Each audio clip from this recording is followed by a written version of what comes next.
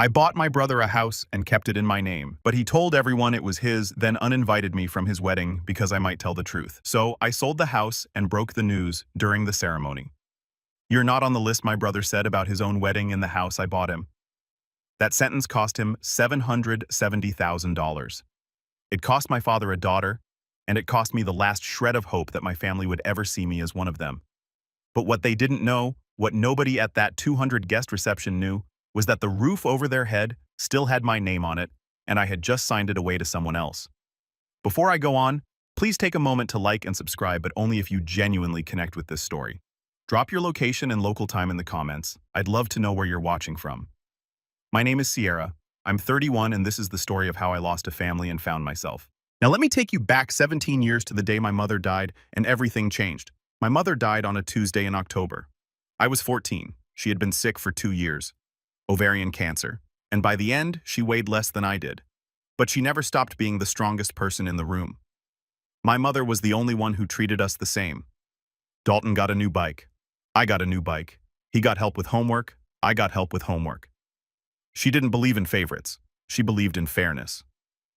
The funeral was small gray sky wet grass. I remember the smell of lilies and mud. My father stood at the casket with his arm around Dalton. My brother was 16, already taller than Dad.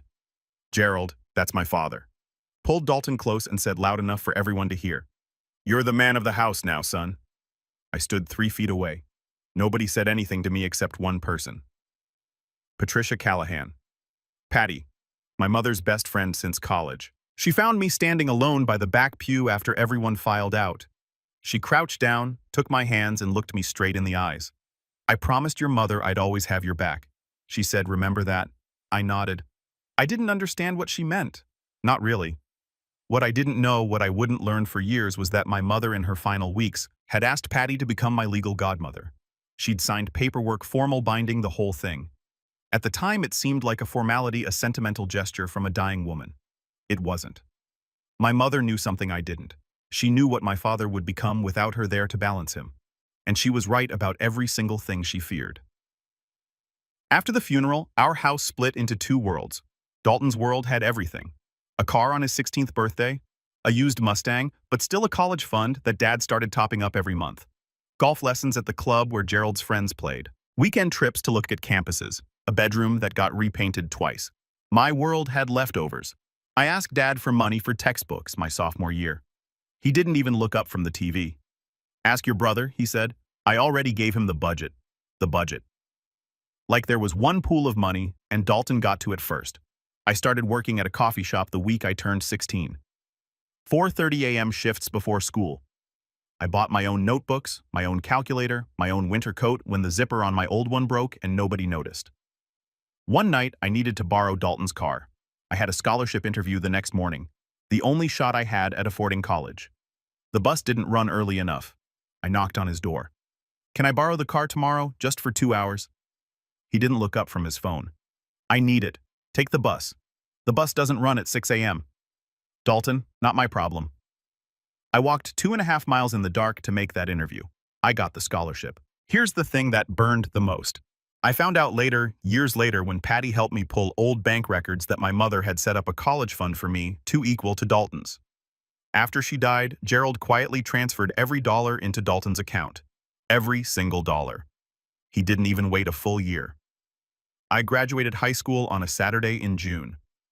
Summa cum laude, National Honor Society, a full-ride scholarship to state. Gerald took Dalton to a basketball game that afternoon. I walked across the stage alone, almost alone.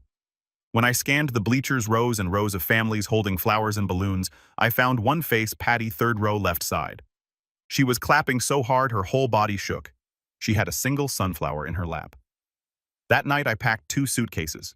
Gerald was in the living room watching Sports Center. I walked past him with my bags and he glanced up. "You leaving?" "Yes." "Lock the door on your way out." That was it. No hug. No good luck. No. "Call me when you get there. Just lock the door." I rented a room above a laundromat in a college town 40 minutes away. I worked 2 jobs, coffee shop mornings, restaurant nights. I studied in between. I slept 4 hours on good nights. Patty offered to help me financially. She sat me down at her kitchen table with a checkbook and said, "Your mother left you something with me. Let me use it. I said, no, I need to do this myself, Patty. If I take your money, I'll never know if I can stand on my own. She put the checkbook away. She didn't argue, she just nodded and said, you sound just like your mother. I got my real estate license at 22, my first sale at 23, my first six-figure year at 26. 10 years after I locked that door behind me, I stood in front of a house worth $770,000, and I signed my name on the deed, but not for me. The call came on a Wednesday. I hadn't heard from Gerald in almost 3 years. No birthday calls, no Thanksgiving invites, no how are you? Nothing. Then out of nowhere, Sierra, it's your father. He didn't ask how I was. He didn't ask about my job, my health, my life. He got straight to the point. Your brother needs a place. He's getting serious with a girl from a good family. He can't be renting some apartment. Help him out. Not would you consider, not if you're able, just help him out. Like I was the family handyman and a faucet was leaking. I was 29. I had closed over 40 deals that year. I had savings. I had a reputation. I had built every single piece of my life with no help from the man on the other end of the phone. And still, some part of me thought maybe this time, maybe if I do this, they'll see me. Maybe if I give enough, I'll finally be enough. So I bought the house. A 4-bedroom colonial in a nice suburb, new roof, big yard, $770,000. I kept the deed in my name. That was the one thing I did right, and it wasn't even my idea. Patty sat across from me the day I told her. She didn't yell. She set her coffee cup down slowly and said, "You're buying his love, Sierra. It doesn't work that way." "I know," I said. "Do you just promise me you'll keep a copy of the deed?" She took the papers. She looked at me the way you look at someone walking toward a cliff who won't stop. "Keep your name on that deed, Sierra. Promise me." I promised.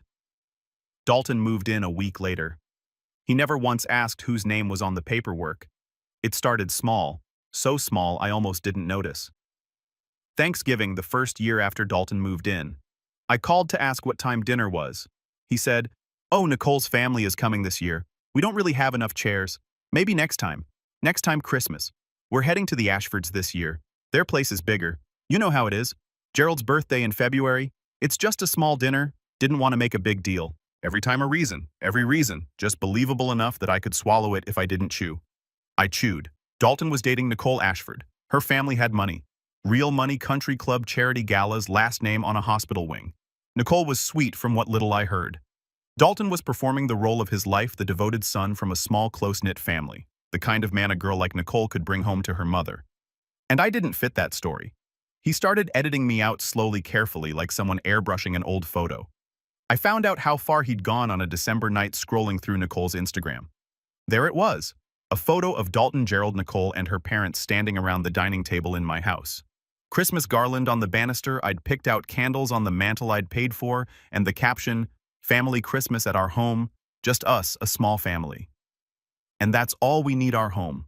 Small family. I stared at that photo for 30 seconds.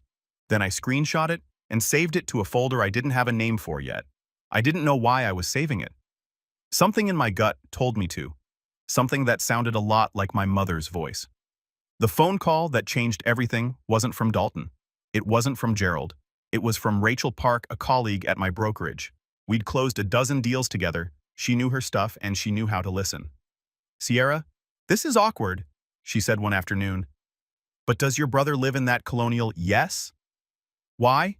"Because someone fitting his description came into a consultation with Jim Bowen's firm last week asking about adverse possession." My stomach dropped. Adverse possession. It's a legal concept. If someone lives in a property long enough, openly and continuously, without the actual owner objecting, they can eventually file a claim to ownership. It takes years. It varies by state. But Dalton was asking. He was looking for a way to take my house from me legally. I called Patty that night.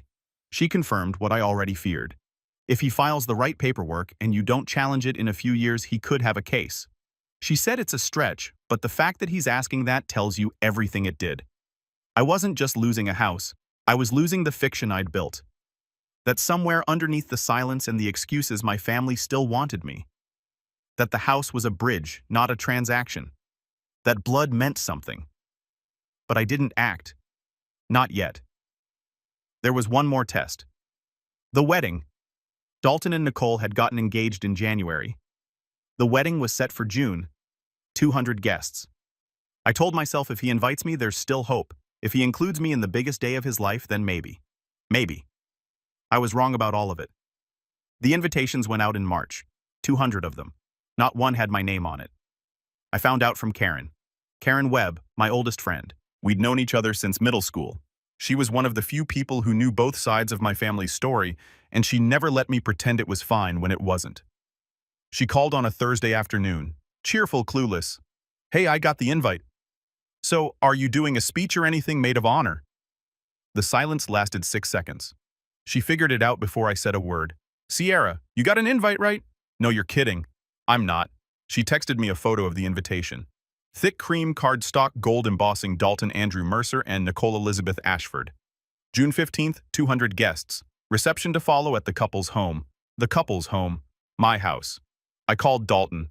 It rang 4 times and went to voicemail. I called again. Same thing. I texted Dalton. "I saw the invite. Am I coming 3 hours?" 3 hours of staring at my phone like it owed me something. Then the reply. "Sierra, we talked about this. The guest list is tight. Nicole's family takes priority. Don't make this about you. We talked about this. We never talked about this. We never talked about anything because he stopped answering my calls 2 years ago." I typed back, "The only thing that mattered. The wedding is at my house, Dalton." The red receipt popped up immediately. Then it's been my house for 2 years. Everyone knows that. I read that sentence 3 times. Each time a different part of me broke. The first read, broke the sister. The second broke the peacemaker. The third broke the last person in me who still believed giving was enough. I set the phone down and I started thinking clearly for the first time in years. I called Gerald the next morning. He picked up on the second ring, which told me he'd been expecting it. "Dad, did you know I'm not invited? Your brother's wedding? His rules. It's my house, Dad. You gave it to him. That's done." I didn't give it. I let him live there. Same thing. It's not the same thing. A pause. I could hear the TV in the background. He hadn't even muted it. "Sierra, don't start. You always do this. Do what Dad, make everything a drama. Just let your brother be happy for once. For once." As if Dalton had ever been denied a single thing in his life. As if happiness was a pie and there was only one slice and it had Dalton's name on it.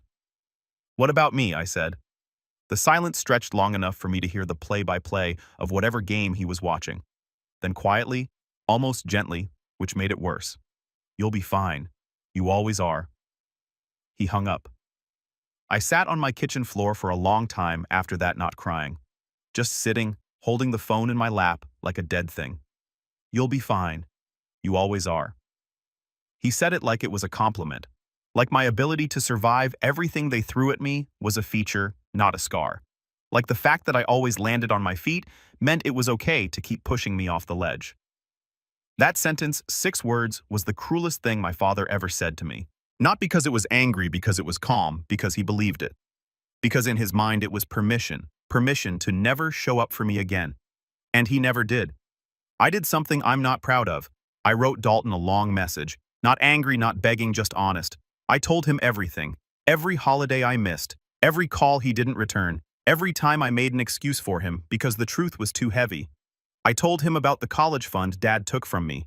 I told him I bought that house because I thought it would bring us closer. I asked him one question. "Do you actually want me out of your life, or have you just been too comfortable to notice I'm still here?" He read it. The little check mark turned blue. He didn't reply. 2 days later, my phone buzzed. A number I didn't recognize. "Hi, Sierra. This is Nicole." My chest tightened. "Dalton told me you've been pressuring him about the wedding. I understand you feel left out, but this is our day. Please respect our wishes." Then a second message. "We appreciate the house, but don't use it as leverage." I read that twice. Don't use it as leverage. Dalton hadn't just excluded me, he'd built a story. In his version, I was the difficult sister, the one who couldn't let go, the one who dangled money to control people. He'd flipped it, turned me from the person who gave everything into the person who used everything. And Nicole believed him. Why wouldn't she? She'd never met me. She didn't even know I existed until I became a problem. I put my phone on the counter. I stared at the ceiling. I didn't cry. For the first time in my life, I didn't cry. Something shifted behind my ribs. Not anger, not sadness. Something colder, quieter. Something that felt like the lock clicking shut on a door I'd been holding open for 17 years. I opened my laptop. I looked up Russell Tate's phone number. Patty didn't say, "I told you so." I called her at 9 that night. I told her everything. The invitation, the texts, Gerald's 6 words, Nicole's message. I told her what Dalton had been telling people. I told her about the adverse possession inquiry. I said the thing I'd been afraid to say out loud. "I think I've been a fool, Patty." She was quiet for a moment. "Then you weren't a fool. You were a daughter who loved her family.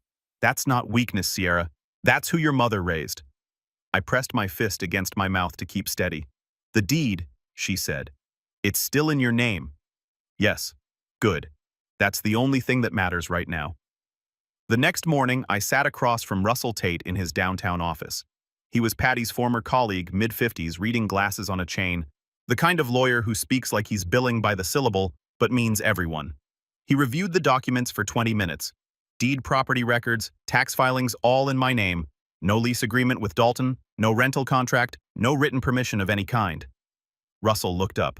"Who's been paying the property taxes I have every year? Mortgage paid in full at closing. It's mine. Free and clear." He took off his glasses. "Miss Mercer, your brother has no legal claim to this property. No lease, no contract, no equitable interest. Legally, he's a guest in your house. Nothing more. A guest." Dalton had been living in a $700,000 home, throwing Christmas parties and planning his wedding there, telling everyone it was his, and legally, he was a guest. I asked Russell one question. "If I sell it, can he stop me?" "No."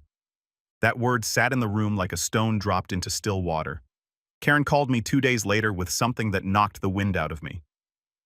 "I need to tell you something," she said. "I was at the engagement party last month, the one at the Ashfords Club. I hadn't been invited to that either, obviously. Dalton gave a toast. He thanked Gerald, called him my only family. And when Nicole's uncle asked if he had siblings, Karen paused. He said, 'Just me, only child.' I closed my eyes. 'Sierra, are you there? I'm here.' That night I did something I hadn't done before. I went through everything. Nicole's social media, Dalton's, every photo, every tag, every comment from the past 2 years, Nicole's feed, vacations with Dalton, dinners with Gerald, holidays at the house, not a single photo of me, not one mention. Dalton's feed, he'd gone back and deleted or cropped. Every old family photo that included me, birthday parties, Thanksgivings, even our mother's memorial service. In every image I was simply gone, like I'd been cut out with scissors. Then I found the post that made my hands shake. Nicole 6 months ago, a photo of Gerald at the dining table laughing, wine glass raised. The caption so grateful for Dalton's dad. Gerald, the sweetest father-in-law. Just us, a small family, and that's all we need. But the post that shattered me was older. Dalton responding to a comment under a photo of the house, or someone had written, "Beautiful place. How'd you swing it?" And Dalton replied, "Dad helped us out. Family takes care of family. Dad helped us out." He credited Gerald for my house, and Gerald let him. I screenshotted everything, saved it all, closed my laptop. He didn't just cut me out, he rewrote the story. And in his version, I never existed. I sat in my apartment for a long time that night. The lights were off, just the glow of the street lamp through the window, and a framed photo of my mother on the shelf by the door. She was 31 in that photo, my age, now holding me as a baby, smiling like the world made sense. I thought about what she would say if she could see this. All of it. The house, the silence, the cropped photos, the lies, and I heard her voice. Not literally, but the way you hear someone you've loved so deeply that their words live inside your bones. Don't let anyone tell you you're not worthy. I picked up the phone. I called Russell. "List the house." A pause. "You're sure?" "Once it's done, it's done." "I'm sure." It took 3 weeks. Russell found a buyer, a young family relocating from out of state. They loved the house. They offered full asking price, no contingencies. Clean deal. Closing date June 14th, 1 day before the wedding. I signed the papers in Russell's office on a Tuesday afternoon. The house changed hands at 4:17 p.m. It was no longer mine, which meant it was no longer Dalton's to stand in. Russell prepared the notice to vacate. 30 days standard, completely legal. I chose the delivery date June 15th, the morning of the wedding. Patty sat with me that evening. She didn't say much. She just poured 2 glasses of wine and waited. "How do you want to do this?" she asked. Quietly I said, "I just want him to know the truth." I sat there for a long time after she left. I wasn't happy. I wasn't sad. I was hollow. Like I'd cut away a part of my body that had been dead for years, but I'd been too afraid to let go of. If you've ever had to choose between loyalty and self-respect, you know exactly what that feels like. Would you have done the same thing? I'd love to hear your answer in the comments. June 15th, a Saturday, 82 degrees clear sky. I drove to the neighborhood at 6:30 in the evening. Not to the house, to the end of the block where I could see the driveway from a distance. I parked under an oak tree and turned off the engine. The house looked beautiful. I'll give them that. White lights strung along the fence lanterns lining the walkway.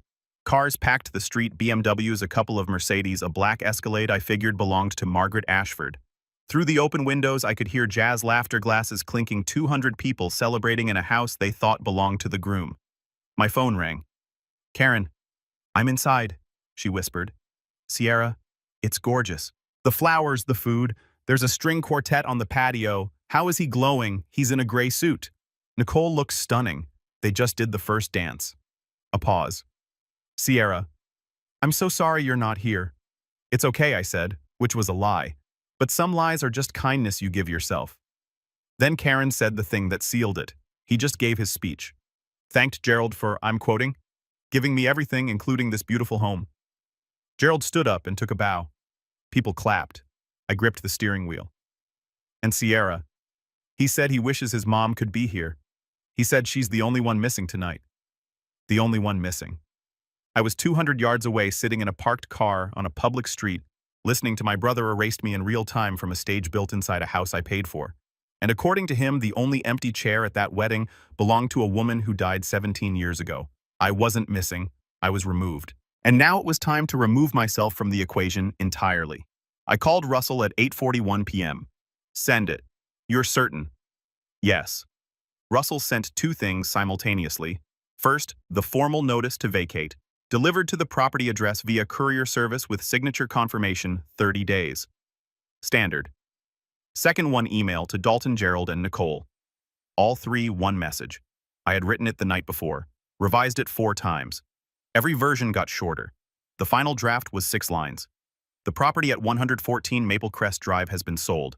The transaction closed on June 14th. You have 30 days to vacate. Enclosed are 1, a copy of the deed in my name, 2, the signed sale agreement, and 3, the formal notice to vacate. I wish you both a happy marriage.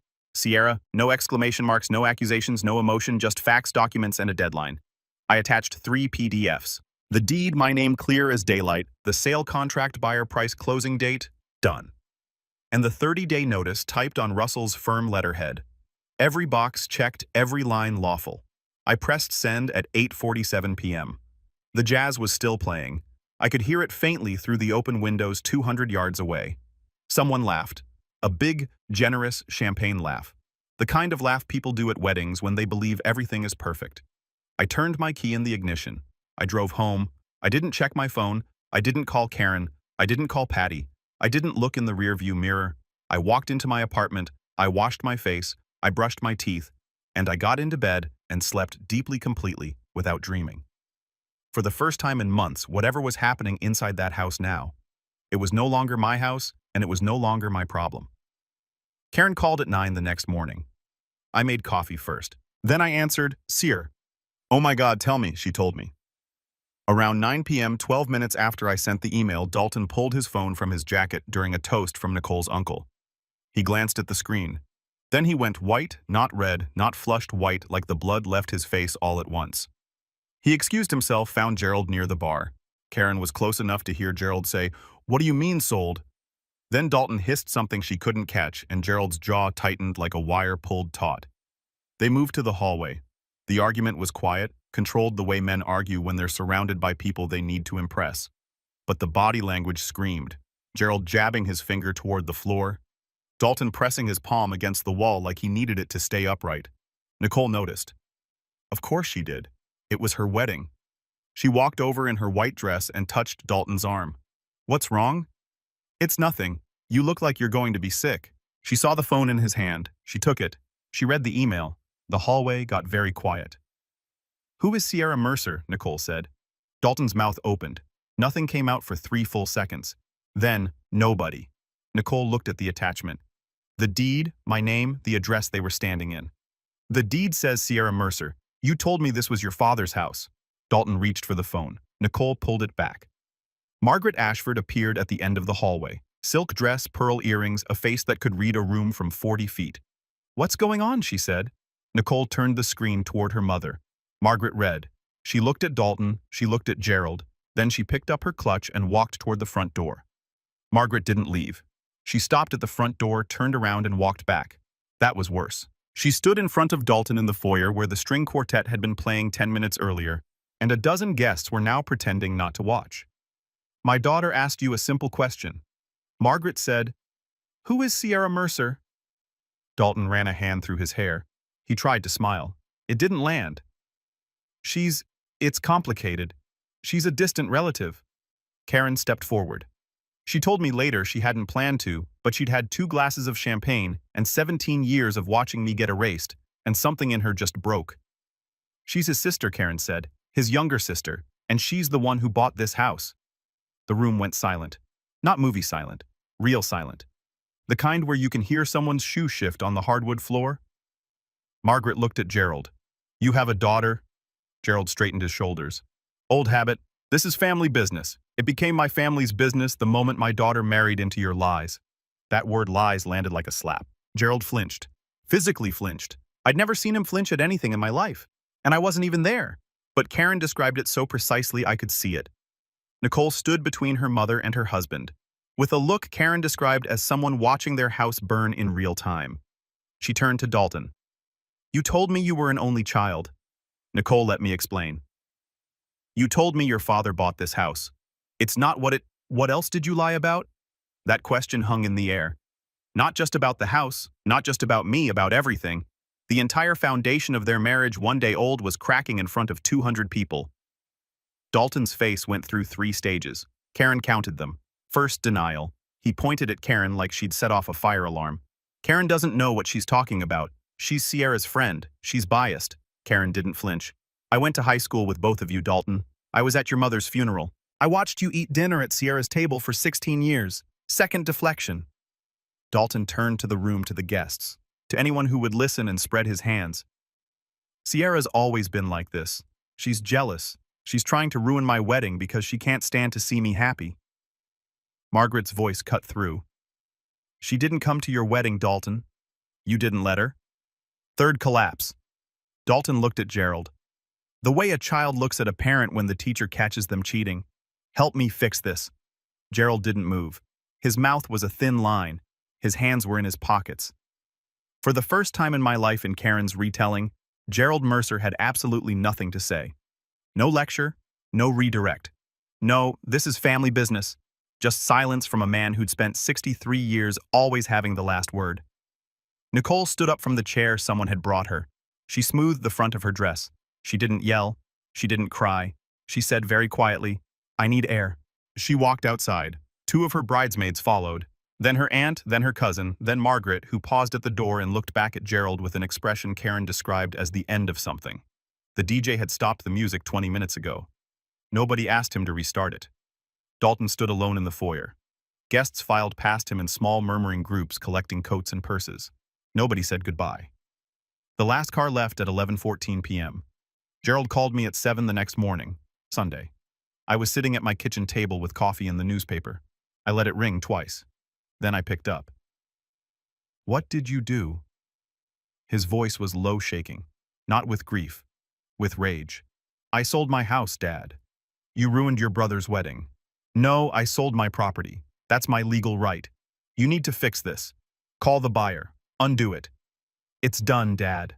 It's not my house anymore. You did this to hurt him. I set my coffee down. No, I did this because he erased me. You both did. Silence. I could hear his breathing. Heavy, uneven, the breathing of a man not used to being on the losing side of a conversation. Then he pulled out the one weapon he had left. Your mother would be ashamed of you. There it was. The trump card. The invocation of a dead woman who couldn't speak for herself. Used by the man who broke every promise he ever made to her.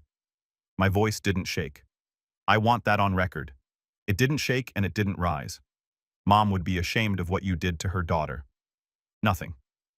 5 seconds. 10. Don't call me again, Sierra. I wasn't planning to, Dad. He hung up. I sat there. The coffee got cold. The newspaper stayed unread. The apartment was quiet in the way that only empty rooms are quiet. The kind of quiet that has weight.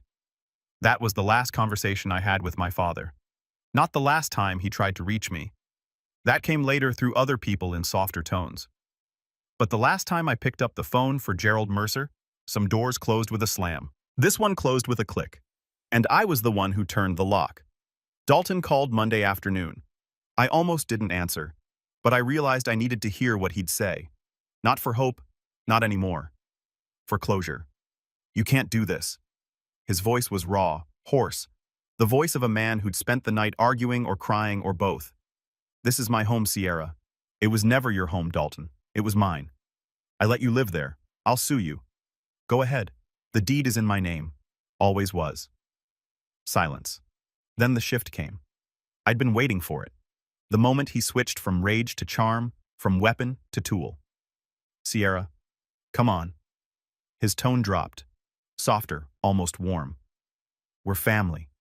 I know things haven't been perfect, but we can work this out. I'll talk to Nicole. We'll have you over for dinner. We can... You told your wife I don't exist. The sentence sat between us like a wall. I can explain. You don't need to. I understand perfectly. Sierra, please. Nicole's furious. Her mom won't return my calls. If you could just what fix it for you like I've always done? He didn't answer. You have 30 days. That's the law. I suggest you use them. Where are we supposed to go? That's not my problem anymore, Dalton. Another pause, then quietly. And this was the part that almost got to me. I'm sorry. 2 words. 17 years late. Sorry for what I asked. And he couldn't answer. He literally couldn't name the thing he was sorry for because naming it would mean admitting it happened. And admitting it happened would mean he wasn't the victim. Goodbye, Dalton. I hung up. My hand was steady, my chest hurt, but my hand was steady and that mattered more. Russell called Wednesday morning to confirm what I already knew. Sale is fully recorded, title transferred, funds deposited into your account. A pause. It's done, Sierra. Clean and legal. Clean and legal. 3 words that somehow felt heavier than the $770,000 sitting in my bank account. Dalton hired a lawyer? Of course he did. Gerald probably paid for it, but it didn't matter. Russell told me later secondhand through a colleague that Dalton's attorney reviewed the documents for about 15 minutes before delivering the verdict. You don't have a case. She owned the property. There was no lease, no rental agreement, no written arrangement of any kind. You have no legal standing. Dalton had lived in my house for 2 years, decorated it, hosted holidays in it, planned his wedding in it, told 200 people it was his. And legally, he had nothing. Not a single piece of paper with his name on it, because he never thought to ask, because it never occurred to him that the sister he'd erased might one day need proof that she existed. He had 30 days to move out. Him and Nicole newlyweds packing boxes. Nicole didn't file for divorce. I was glad about that. Not for Dalton's sake, but because I didn't want to be the grenade that destroyed a marriage.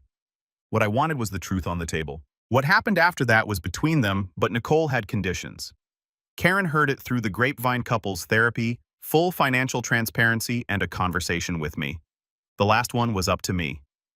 Nicole reached out through Karen. Tell her I appreciate the offer, I said. But not yet. Maybe not ever.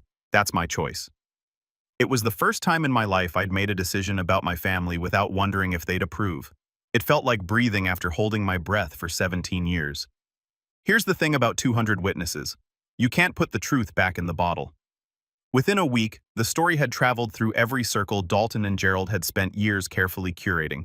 The country club, the neighborhood, Gerald's golf foursome, Nicole's sorority sisters, Dalton's co-workers.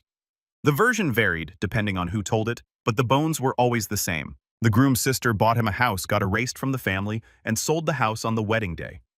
Every retelling ended the same way, a low whistle or a slow shake of the head. Margaret Ashford told her book club. Karen confirmed this. Margaret's exact words. Reportedly, if he lied about having a sister, what else is he hiding? That sentence traveled through the Ashford social circle like a brush fire. By the end of the month, Dalton had gone from great catch to the one Margaret's daughter should have vetted. Gerald took it hardest in public. His golf friends, men he'd known for decades, started asking questions he couldn't answer. One of them, a retired judge named Walter, said it to his face over lunch. "You froze out your own daughter Jerry, the one who bought the boy his house." Gerald left the restaurant before the check came. Karen heard that story third hand. But I believe it because Gerald's entire identity was built on being a respectable man, a good father, a provider. And now the people he respected most were looking at him and seeing someone else. Dalton and Nicole moved into a two-bedroom apartment across town. No yard, no string lights, no patio for a string quartet. The house on Maple Crest Drive. My house once now belonged to the Brennan family. Young couple, 2 kids, they repainted the front door red. I drove by once, just once. The red looked nice. Patty told me about it a week later. She'd asked Gerald to meet her at a coffee shop downtown. Public place, neutral ground. He came, which surprised her. He looked older, Patty said. Like 10 years had hit him in 10 days. She didn't ease into it. Patty never did. Linda asked me to watch over Sierra. You know why? Because she knew you wouldn't. Gerald's hand tightened around his coffee cup. Don't bring Linda into this. Linda is in this. She was always in this. She saw what you were doing before she died. She told me. She told you that you'd already picked Dalton, that you'd already decided Sierra was second. She made me promise not just to watch over that girl, but to be ready, because she knew. Gerald stared at the table. Patty said his jaw was working, the muscles moving like he was chewing words he couldn't swallow. She didn't ask me to be Sierra's godmother because of tradition, Gerald. She asked me because she was afraid of what you'd do to that girl when she wasn't there to protect her. She paused, and she was right. Gerald stood up. He didn't push the chair back. He just rose like a man leaving a church pew. He put a 20 on the table. He walked out without turning around. Patty called me that evening. Her voice was steady but soft. The way it gets when she's been carrying something heavy and finally sets it down. I said what your mother would have said. The rest is up to him. I held the phone against my ear for a long time after we hung up. My mother had been dead for 17 years, and she was still protecting me. Some people leave instructions. My mother left a shield. People always ask about the money. $770,000 is a lot of money. They want to know if I kept it, if I spent it, if it felt like winning. It didn't feel like winning, it felt like a refund. I paid off my remaining student loans, the ones I'd taken out because my college fund was drained before I ever saw a dollar of it. That felt right. That felt like closing a circle. Then I sat down with Patty and Russell, and we built something. The Linda Mercer Foundation, a scholarship fund for young women who lost their mothers early and were trying to make it on their own. Not just college tuition, but licensing fees, certification costs, first-month rent deposits, the practical things that nobody thinks about when they say, just work hard and you'll be fine. I didn't name it after myself. I named it after the woman who saw 17 years into the future and made a plan to protect a daughter she wouldn't live to raise. Patty handled the legal setup. Russell did the paperwork. I funded it with 1/3 of the sale proceeds. Not a press release, not a gala, not a social media post, just to form a bank account and a mission. With what remained, I bought a house, a small one, 2 bedrooms, a porch, a kitchen window that faces east, so the morning light comes in while I drink my coffee. The deed is in my name, only my name. The day I moved in, I unpacked one box before anything else. Inside was the framed photo of my mother, the one where she's 31 holding me smiling. I set it on the shelf by the front door. So she's the first thing I see when I come home. This time I said to the empty room, I bought a house for myself. 3 months passed. Dalton and Nicole stayed together. I heard through Karen that Nicole had laid down her terms. Therapy every week, no exceptions, full financial disclosure, every account, every debt, every dollar, and an honest conversation about his family. All of it, no edits. Dalton agreed. Whether he followed through or not wasn't my concern anymore. He sent me a letter, handwritten, which surprised me. 2 pages. The handwriting was messy. The kind that comes from writing fast because you're afraid you'll lose your nerve. He didn't apologize. Not exactly. He said, I know I messed up. He said, I don't know how to fix this. He said, Nicole keeps asking about you, and I don't know what to tell her because I don't know you anymore, and that's my fault. I read it twice. I folded it and put it in the drawer of my nightstand. I didn't write back, not because I hated him, because I wasn't ready. And for the first time in my life, I let not ready be a complete sentence. Gerald didn't reach out. No letter, no call, no message through anyone, just silence.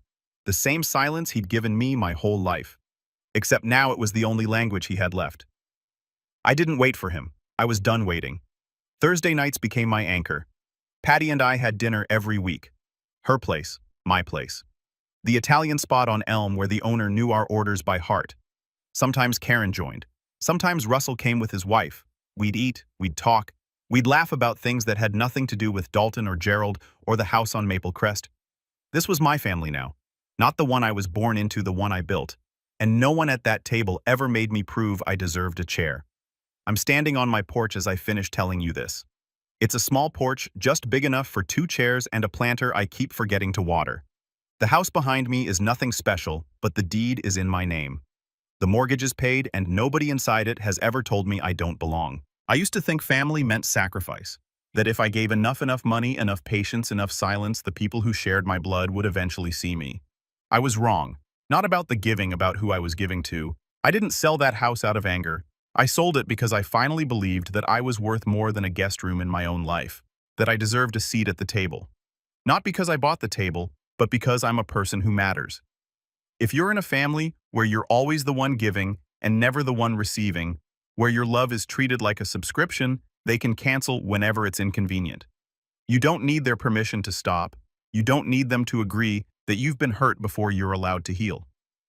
A boundary isn't a wall, it's a door, and you decide who walks through it. I don't know what happens next with Dalton. Maybe one day I'll be ready to sit across from him and listen. Maybe I won't. That's allowed. I don't know about Gerald. I've stopped trying to predict a man who never learned how to see me. Maybe Patty's words planted something. Maybe they didn't. That's his work to do, not mine. What I know is this. I'm 31. I have a home that's mine. I have people who chose me. I have my mother's name on a foundation that helps girls who remind me of who I was at 18. Alone, broke, but not broken. If you've ever had to choose between keeping a family and keeping yourself, I want to hear your story. Tell me in the comments. I'll be reading. Thank you for staying with me through this whole story. If it touched something in you, hit that like button and subscribe. Not because I asked, but because maybe someone you know needs to hear this too. Share it with them.